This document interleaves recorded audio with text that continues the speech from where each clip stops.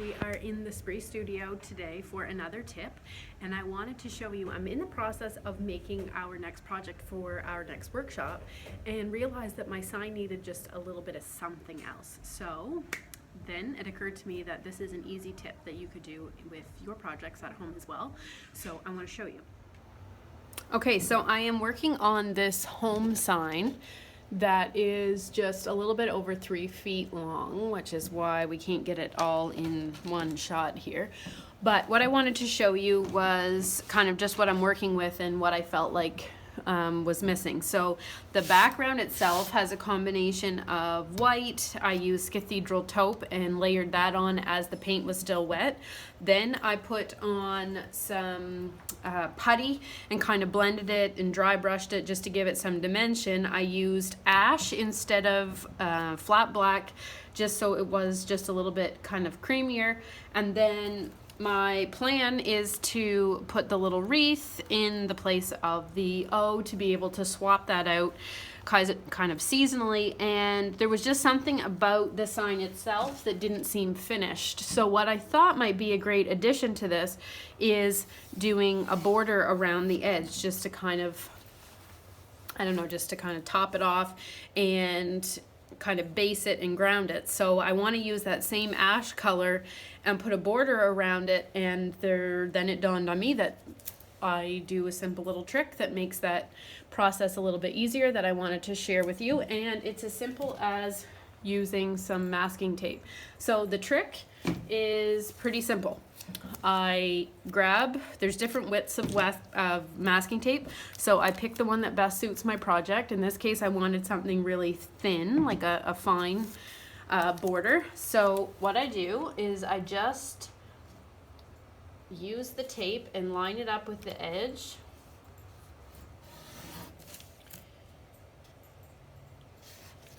And make sure that it is pressed down firmly.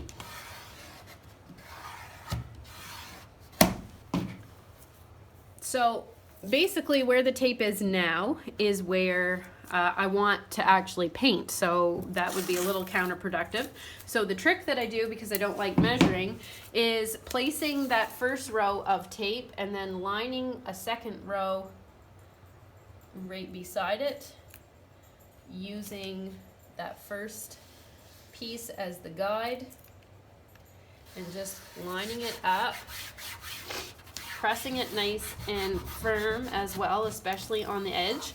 Then remove the first piece, and what that does is it reveals where I'm going to paint. So let's get the whole thing done all the way around, and I'll show you the next step.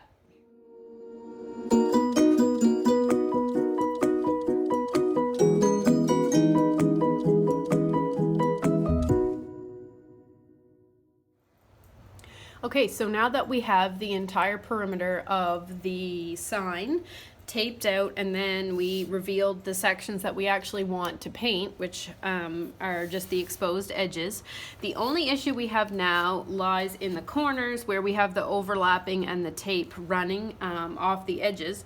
And in this case, what I do is I just use a small little X-Acto knife, and I follow the edges and I trim those right off. So I just use a sharp blade, something like that, that's very close, and just really carefully follow the line that the tape provides for me right there as a guide. And I just trim that off, and I do the same on the other side, just really carefully. And then I have a nice crisp edge. So I'm going to do that for all 4 corners, and then I can apply my paint. Let's get going.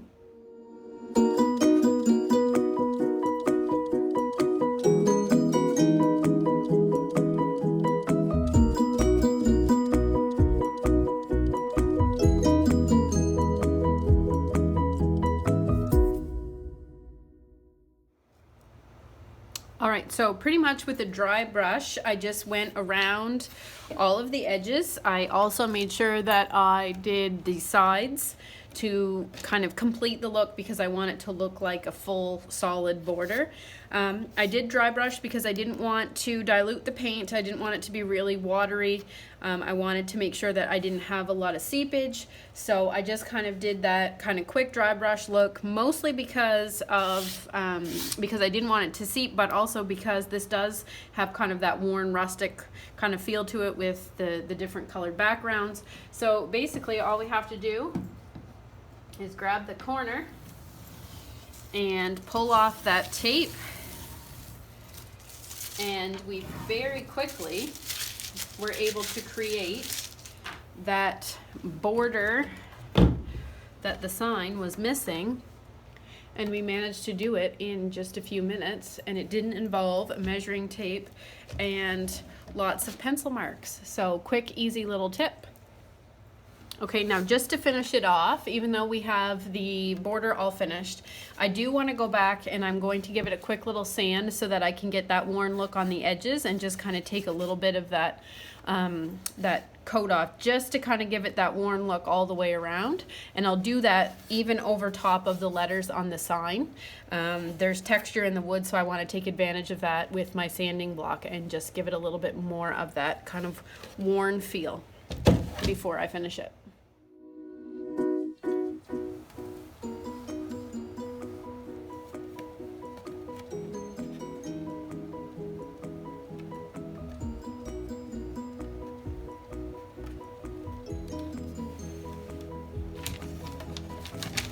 Thank you.